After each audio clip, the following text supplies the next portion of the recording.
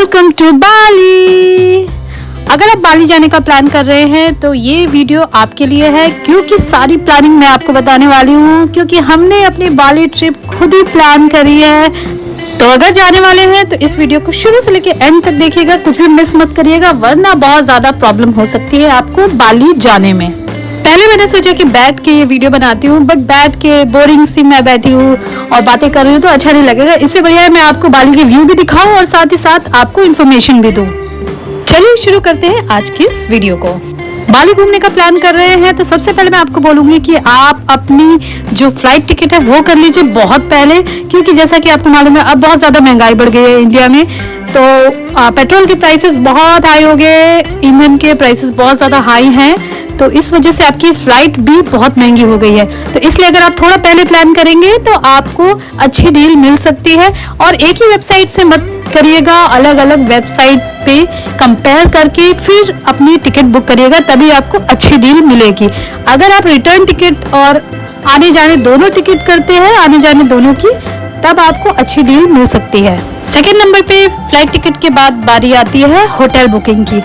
अब मैं आपको बताती हूँ कि बाली में जो स्टे है वो आप होटल हो सकता है आपको महंगा पड़े, आप विला भी ले सकते हैं, क्योंकि वहाँ की विला जो है बहुत खूबसूरत होते हैं, आपकी अच्छी परफेक्ट पिक्चर्स वीडियोस सब कुछ आ सकती है, और वो भी आप लोकेशन के आसपास ही आपको मिल जाएगा। ऐसा नहीं है कि आपको बहुत ज़्यादा दूर जाना पड़ेगा विला में रहने के लिए। रिजॉर्ट भी होते हैं लेकिन रिजॉर्ट थोड़ा आउटर में होते हैं। आप होटल या फिर विला बुक करिए अगर आप जो सेंट्रल एरिया है वहाँ पे रहना चाहते हैं। तो हमने जब सर्च किया था तो हमें अच्छी डील मिली थी booking.com और Airbnb पे, और ये कोई प्रमोशन नहीं है, ये जो हुआ है वही मैं आपको सच सच बता रही हूँ कि वहीं पे आपको अच्छी डील मिली थी। मैंने MMT वगैरह पे भी चेक किया था पर वहाँ पे रेट थोड़े हाई थे। होटल बुकिंग के बाद थर्ड नंबर आता है ट्रैवल इंश्योरेंस का, जो कि बहुत इंपॉर्टेंट है। जब भी आप अपनी कंट्री से कहीं बाहर जाते हैं तो अगर खुदा ना खास्ता अगर कुछ हो जाता है, आपके साथ कुछ भी एक्सीडेंट हो जाता है, तो वो सब कुछ इंश्योर्ड होता है, क्योंकि बाहर जो हॉस्पिटल्स वगैरह रहते हैं उनके बिल बहुत ज़्यादा हाई रहते हैं। तो ट्रैवल इंश्योरेंस की वजह से आपको उसमें बेनिफिट मिल जाएगा। और अगर आप सोचो कि नहीं करता हूँ, तो ऐसा नहीं है, आपको करना ज़रूरी है, आपको जाने ही नहीं देंगे बाहर। अब बारी आती है सबसे इम्पोर्टेंट चीज़ की, जो कि होता है वीज़ा। तो बाली में आपको मालूम होगा कि वीज़ा ऑन अराइवल होता है। तो अगर आप वीज़ा ऑन अराइवल लेना चाहते हैं तो बहुत ही अच्छा है, लेकिन उसमें प्रॉब्लम ये होगी कि जैसे ही आप एयरपोर्ट पे पहुंचेंगे आपको कम से कम 3 से 4-5 घंटे बिताने पड़ेंगे, क्योंकि सिर्फ वीज़ा ही नहीं होता, वीज़ा के अलावा 2-3 चीज़ें और होती हैं, वो भी आपको वहीं पे भरना पड़ेगा, जिसमें आपको बहुत समय लग जाएगा। और क्यों तो होगी ही, परेशान होने की जरूरत नहीं है, मैं आपको इसका रास्ता बताती हूँ। आपको लेना है ई वीज़ा, जिससे आप अपना कम से कम समय एयरपोर्ट पे देंगे अराइवल पे। तो ई वीज़ा का फॉर्म भरने के लिए सबसे पहले जो चीज़ें मैंने आपको बताई वो सारी चीज़ें रेडी होनी चाहिए, यानी कि आपकी फ़्लाइट बुक होनी चाहिए, आपका इंश्योरेंस बुक होना चाहिए, और साथ ही साथ आपका एटलीस्ट 2 दिन का स्टे यानी कि होटल बुक होना चाहिए। क्योंकि जब आप फॉर्म भरेंगे तो उसमें आपको मेंशन करना पड़ेगा कि आप कहाँ पे स्टे कर रहे हैं। 2 दिन का मैं इसलिए बोल रही हूँ क्योंकि बाली बहुत बड़ा है, वहाँ पे घूमने की बहुत सारी जगह हैं, हो सकता है आपका प्लान चेंज हो जाए, आप कहीं और स्टे करना चाहे बाद में। तो इसलिए अगर आप पहले से प्री बुक करेंगे तो फिर आप बाद में आपको गिल्ट होगा कि आपने ऑलरेडी बुक कर लिया है। या फिर अगर बुक करना भी चाहते हैं तो वो वाला बुक करिएगा booking.com से, जिसमें पहले आपको पे नहीं करना पड़ेगा।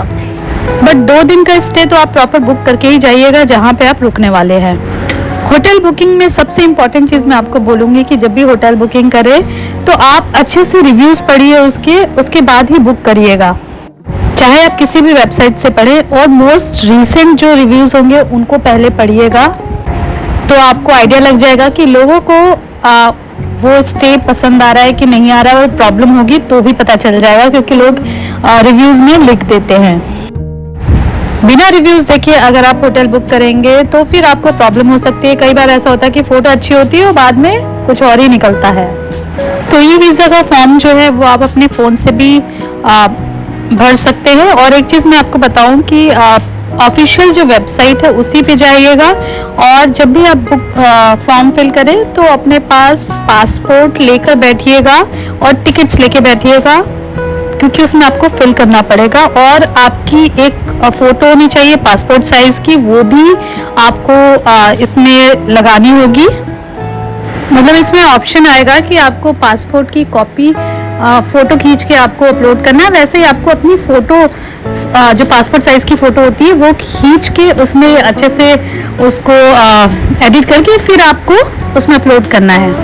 तो अगर आप कुछ दिन के लिए घूमने जा रहे हैं तो आप B1 वाला यानी कि जो 30 दिन का वीज़ा है उसके लिए अप्लाई करिएगा। तो वीज़ा फॉर्म भरने के लास्ट में ऑप्शन आएगा आपको पे करने का, जिसकी कीमत है 5 लाख ITR यानी कि 2652 इंडियन रुपीज़। अब बारी आती है अराइवल कार्ड की। जब आप बाली जाएंगे, एयरपोर्ट पे पहुंचेंगे, तब आपसे अराइवल कार्ड का वो मांगा जाएगा स्कैन। और अगर आप नहीं दे पाए तो आपको वहीं पे ये सारी चीज़ें वहाँ बैठ के फिल करनी पड़ेंगी प्रॉपर पेपर पे। तो अराइवल कार्ड क्या होता है कि आप डिक्लेयर कर रहे हो कि आप यहाँ पर आ रहे हो, इस कंट्री में आ रहे हो, बाली में आ रहे हो, तो आप ये डिक्लेयर कर रहे हो। और उसमें आपके सारे डॉक्यूमेंट्स मांगे जाते हैं कि आप कहाँ स्टे कर रहे हो, आपके पास जितने भी डॉक्यूमेंट्स हैं वो मांगे जाएंगे, पासपोर्ट मांगा जाएगा, आपका स्टे के बारे में पूछा जाएगा।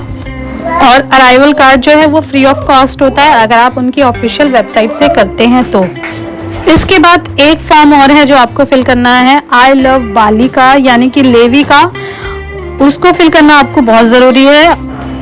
वो बाली का टूरिस्ट टैक्स होता है जो आपको पे करना होता है, वो 800 रुपये होता है। इसमें आपको 800 रुपये पे करना पड़ेगा और फॉर्म फिल करके ही जाइएगा, क्योंकि वहाँ पे एयरपोर्ट पे पूछा जाता है लेवी के बारे में कि आपके पास उसका स्कैन है, कोड है कि नहीं है।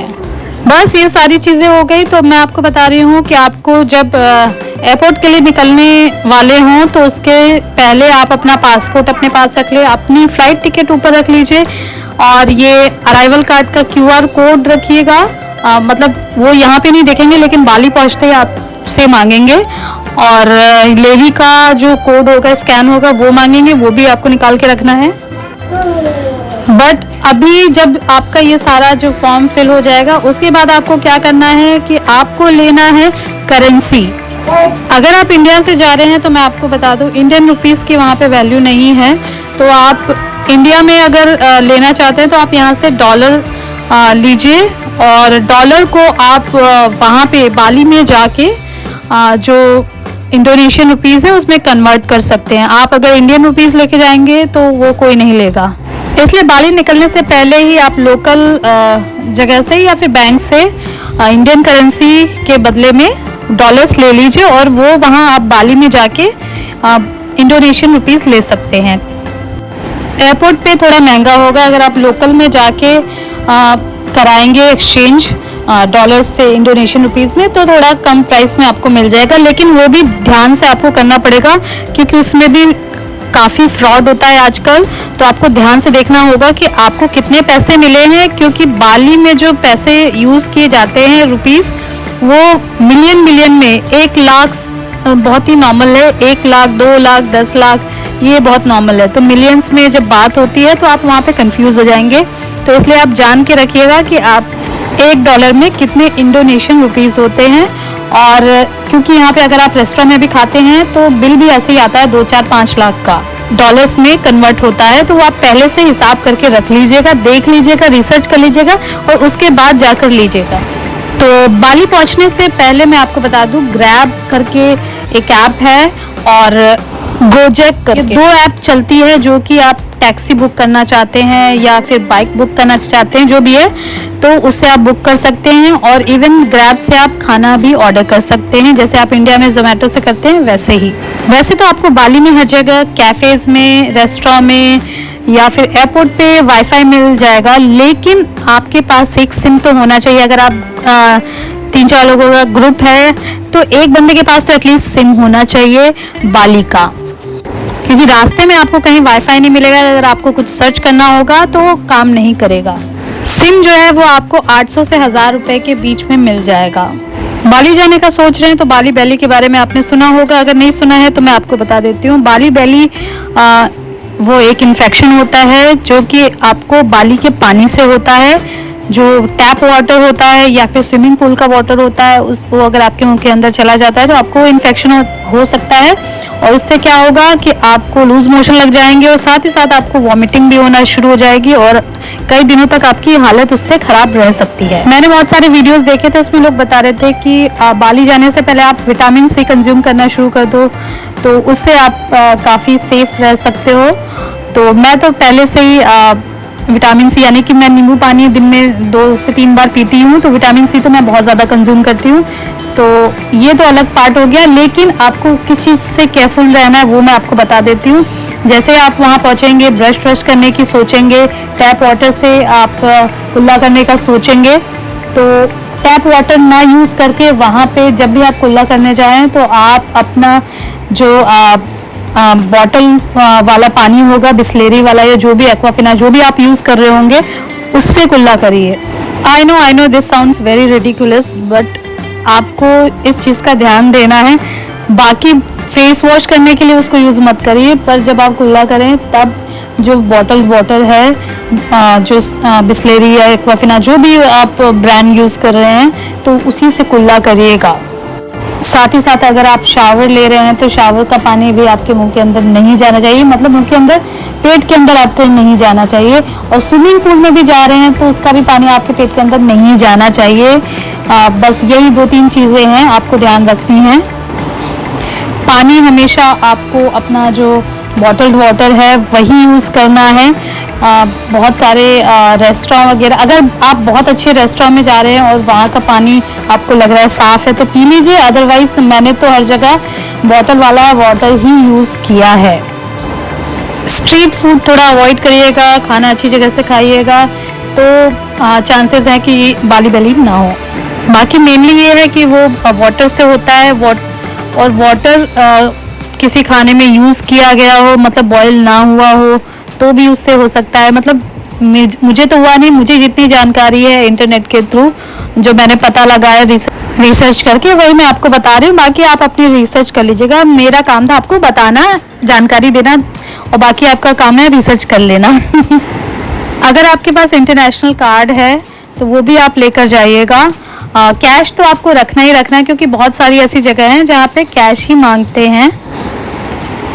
तो कैश, होटल बुकिंग तो आप ऑनलाइन ही कर लेंगे जो भी होगा, लेकिन बाकी जगहों पे कैश यूज़ होगा। जैसे कि आपको टैक्सी लेनी होगी, शॉपिंग करनी होगी, खाना पीना होगा।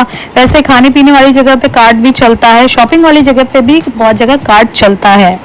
लेकिन जब आप आइलैंड जाएंगे तो आइलैंड में आपको रुपीस, जो भी IDR होगा, इंडोनेशियन रुपीस, वही यूज़ करना होगा। कार्ड कम चलता है वहाँ पे। तो बाली जो है वो यहाँ के टेम्पल्स के लिए बहुत ज़्यादा फेमस है, और हर एक टेम्पल देखने लायक है। जो भी फेमस टेम्पल हैं वहाँ पे आप ज़रूर जाइएगा। और ये मैं यहाँ पर अभी इसलिए बता रही हूँ क्योंकि हर टेम्पल की एंट्री फ़ी है, और वो एंट्री फ़ी आपको पैसों से पे करना होगा, ना कि कार्ड से। तो कैश लेकर जाइएगा, इसलिए बता रही हूँ। बाकी जगहों की जानकारी तो मैं आपको दूसरे वीडियो में दूंगी। ये तो अभी बेसिक चीज़ें मैं आपको बता रही हूँ, जाने से पहले आपको क्या जानना चाहिए। बहुत सारे लोग स्कूटी रेंट पे लेते हैं, बाइक रेंट पे लेते हैं। हमने गाड़ी रेंट पे नहीं ली थी, हमने टैक्सी बुक करी थी। ये जो खड़े हैं इन्हीं से बुक करी थी, और इन्होंने हमें बहुत अच्छे से घुमाया था। अगर आपको नंबर चाहिए होगा तो कमेंट करके बता दीजिएगा। और अगर आप स्कूटी या गाड़ी रेंट कर रहे हैं तो मैं आपको बता दूँ, ये इंडिया की तरह नहीं है। यहाँ सब लोग रूल्स फॉलो करते हैं, तो प्रॉपर रूल्स फॉलो करिएगा। और यहाँ पे अगर आपका इंटरनेशनल ड्राइविंग लाइसेंस है वही चलेगा यहाँ पर। इंडिया में आप अगर रोड के रूल्स नहीं फॉलो करते हैं तो चल जाता है, यहाँ पे ज़्यादा तगड़ा चार्ज नहीं पड़ता है। लेकिन आप दूसरी कंट्री में जाते हैं तो वहाँ पे बहुत तगड़े रूल होते हैं कि लोग रूल तोड़ने से भी डरते हैं, तो इसलिए उसको फॉलो करिए, वरना आपको बहुत तगड़ा चार्ज या फिर जेल भी हो सकती है। बाकी बेसिक चीज़ें तो आपको मालूम ही होंगी कि बाहर कहीं पे भी आप पन्नी वगैरह, कुछ भी चिप्स का पैकेट, नमकीन का पैकेट ऐसे नहीं फेंक सकते हैं, आपको डस्टबिन में ही डालना होगा। और डस्टबिन नहीं दिखता है तो अपने साथ अपने बैग में रख कर लेके जाइए और अपने होटल के डस्टबिन में डालिए। या फिर कहीं थूकना ताकना भी मत करिएगा। गुटखा पान वगैरह अगर नहीं थोड़ा कंट्रोल कर सकते हैं तो वहाँ पे मत खाइएगा, वरना थूकना पड़ेगा, और थूकेंगे तो चार्ज पड़ेगा। क्योंकि वहाँ पे कहीं पे भी मुझे पान की पीक नहीं दिखी, गुटखे की पीक नहीं दिखी। तो कोशिश करिएगा अगर आप खाते हैं तो मत खाइएगा वहाँ पे। बाकी वहाँ पे हर एक घूमने वाली जगह पे एंट्री फी होती है, तो उसके हिसाब से आपको इनफ कैश लेकर जाइएगा, क्योंकि वहाँ पे कार्ड से नहीं कैश से डील होती है। आई थिंक बहुत सारा ज्ञान हो गया इस वीडियो में तो इस आज की वीडियो में बस इतना ही। और अब मैं नेक्स्ट वीडियो जो बाकी व्लॉग बनाऊंगी और ये भी बनाऊंगी कि कहाँ कहाँ घूमना चाहिए, उस पर भी अलग से वीडियो बना दूंगी। और कुछ पूछना चाहते हैं तो आप कमेंट कर सकते हैं, मुझे मेल करना चाहे तो मेल कर सकते हैं, या फिर आप इंस्टाग्राम पे भी मुझे कांटेक्ट कर सकते हैं अगर पूछना चाहते हैं तो। मेरी मेल आईडी मेरे डिस्क्रिप्शन में है, इंस्टा आईडी भी आपको मेरे यूट्यूब के चैनल से ही दिख जाएगी। बाकी कमेंट तो ओपन ही है, आप कमेंट करके पूछ सकते हैं जो पूछना चाहते हैं। वीडियो पसंद आई हो तो लाइक करिएगा, चैनल को सब्सक्राइब करिएगा अगर नए हैं तो, और पुराने हैं और चैनल को सब्सक्राइब नहीं किया है, वीडियो देखते हैं तब भी चैनल को सब्सक्राइब कर दीजिए। और वीडियो पसंद आया हो तो लोगों के साथ शेयर कर दीजिए, और साथ ही साथ हाइप का ऑप्शन आ रहा होगा उसे ज़रूर कर दीजिएगा, ताकि मेरी ये वीडियो बाकी लोगों तक भी पहुंच सके। फिर मिलते हैं नेक्स्ट वीडियो में, तब तक के लिए हंसते रहिए, मुस्कुराते रहिए, खिलखिलाते रहिए। Okay, bye bye, love you all, have a safe journey, love you Bali.